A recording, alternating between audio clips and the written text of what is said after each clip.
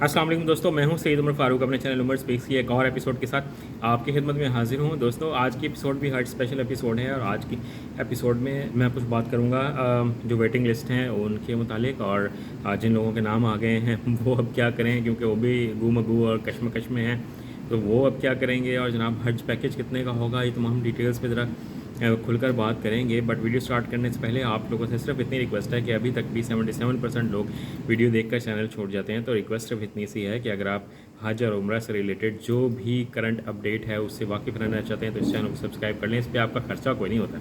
चलें जी, तो बात कर लेते हैं सबसे पहले वेटिंग लिस्ट में। तो वेटिंग लिस्ट एक्चुअली वो लोग होते हैं जो कुरानदासी में यानी कि ड्रॉ में जिनका नाम नहीं आता है, ठीक है। तो अब उन लोगों को फिर वेट करना पड़ेगा कि अगर जो लोग हज के लिए ऑलरेडी अप्लाई कर चुके हैं, ठीक है, उनमें से कितने लोग जो हैं वो अपनी एप्लीकेशन को परसू करते हैं, उसकी फ़ीस सबमिट करवाते हैं और उसकी डॉक्यूमेंटेशन, वैक्सीन और तमाम सर्टिफिकेट्स कितने दिन में जमा करवा देते हैं।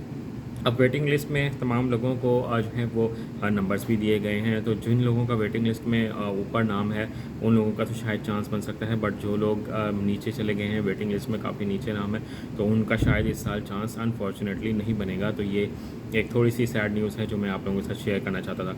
देन उसके बाद अगर जिन लोगों के नाम आ गए हैं वो अब क्या करें, वो भी हाथ खड़े करके बैठे हुए हैं, क्योंकि ना सऊदी गवर्नमेंट अभी तक हज में सीरियस नज़र आ रही है, ना ही पाकिस्तानी गवर्नमेंट, क्योंकि पाकिस्तानी गवर्नमेंट सऊदी गवर्नमेंट का इंतज़ार कर रही है कि जनाब वो अपनी तालीमात का ऐलान करेंगे, यानी कि वो अपने अखराजात का ऐलान करेंगे कि हाँ जी कितने का हज इस साल बनेगा। उन्होंने भी अभी तक कोई क्लियर डायरेक्शन नहीं दी, इसीलिए पाकिस्तान ने भी अभी तक कोई क्लियर डायरेक्शन नहीं दी। और पाकिस्तान ने तो और भी ज़्यादा क्लियर डायरेक्शन इसलिए नहीं दी क्योंकि हुकूमत का अपना ही कुछ नहीं पता कि उन्होंने क्या करना है, डॉलर कहाँ जा रहा है, स्टॉक मार्केट कहाँ पर जा रही है, महंगाई कहाँ पर जा रही है, उनको अपनी हुकूमत की पड़ी हुई है। तो हज तो उनके लिए एक बड़ी माइनर से चीज़ है, तो उसके बारे में वो क्या ऐलान करेंगे अभी तक कुछ नहीं कहा जा सकता।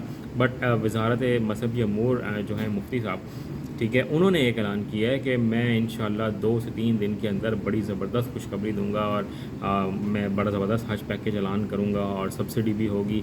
तो अब उनकी बात किस हद तक सच साबित होती है तो आने वाला वक्त ही बताएगा। अभी भी उन्होंने 2 से 3 दिन का टाइम मांग लिया है। तो अभी जिन लोगों के नाम आ गए हैं उनसे सिर्फ मैं यही कहना चाहूँगा कि वो अपने जो अमाउंट है यानी कि जो पैसे हैं और अपने डॉक्यूमेंट्स वो 100% बिल्कुल तैयार रखें। अपना पासपोर्ट अगर किसी ने कलेक्ट करना है तो वो फ़ौरन कलेक्ट कर लें, ताकि अगर आप को जैसे हज पॉलिसी का ऐलान होता है तो आप किसी भी वजह से परेशानी का सामना ना करना पड़े। और जो लोग वेटिंग लिस्ट में हैं वो दिल ना छोटा करें।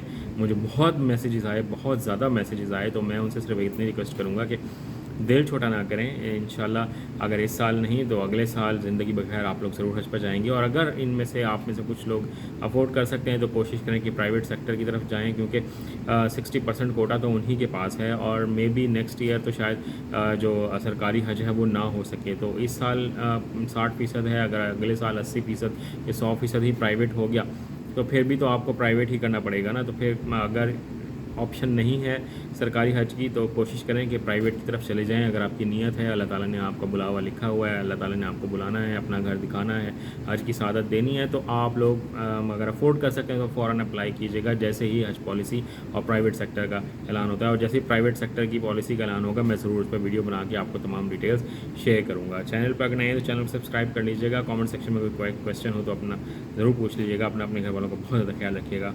अल्लाह हाफ़िज़।